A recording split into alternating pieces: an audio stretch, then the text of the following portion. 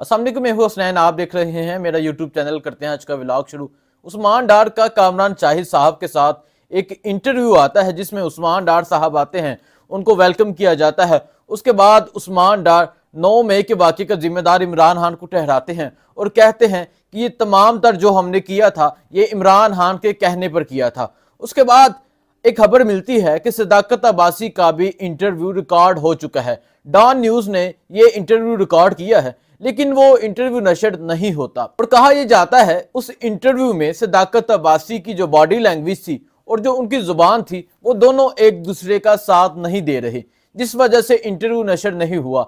उसके बाद एक वीडियो सामने आती है जिसमें सदाकत अब्बासी साहब अपने घर पहुंचते हैं और माँ से गले लगकर, माँ भी रोती है, सदाकत अब्बासी भी रोते हैं। उसके बाद सदाकत अब्बासी अपनी बेटी से गले लगते हैं और रोने लग जाते हैं। सदाकत अब्बासी मरी से MNA मुंतखब हुए थे, शाहिद खान अब्बासी को उन्होंने हराया था और सदाकत अब्बासी साहब का भी इंटरव्यू आज बिल आखिर नशर हो गया। उस इंटरव्यू की कुछ हामियां हैं। एक हामी जिसने तमाम इंटरव्यू का बोंडा फोड़ दिया, वो हामी ये है, आदिल शाहजेब साहब इंटरव्यू करते हैं।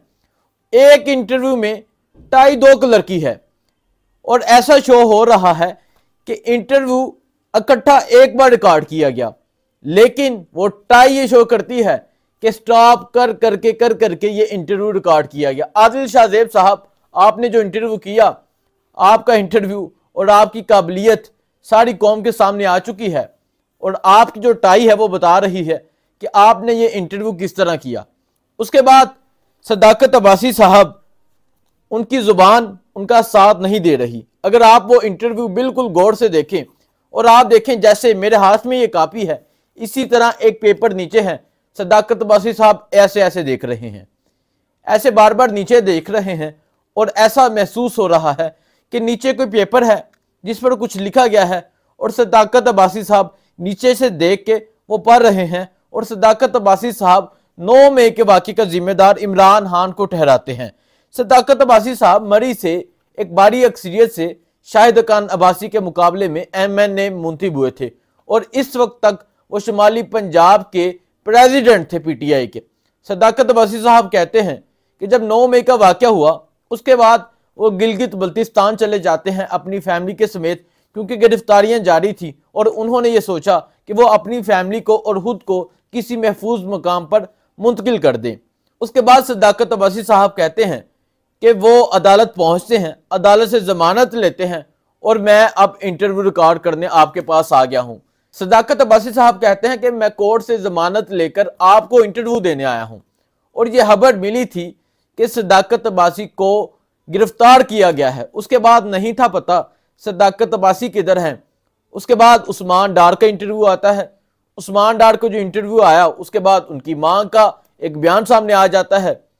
उसके बाद यह खबर मिलती है कि सदाकत अब्बासी ने इंटरव्यू रिकॉर्ड करवा लिया है, लेकिन वो इंटरव्यू नशर नहीं होता और आज बिल आखिर वो इंटरव्यू नशर हो गया है। अगर आप वो इंटरव्यू देखें और आप अंदाजा लगाएं कि सदाकत अब्बासी साहब किस तरह बात कर रहे हैं। सदाकत अब्बासी साहब कहते हैं कि बुशरा बीबी के कहने पर इमरान खान ने हमें हदायत दी थी कि अगर इमरान खान की गिरफ्तारी होती है तो आपने GHQ पे जाना है, ये सदाकत अब्बासी साहब कहते हैं। और इसके साथ साथ सदाकत अब्बासी पाकिस्तान तहरीक-ए-इंसाफ छोड़ने का ऐलान करते हैं और सियासत छोड़ने का ऐलान करते हैं।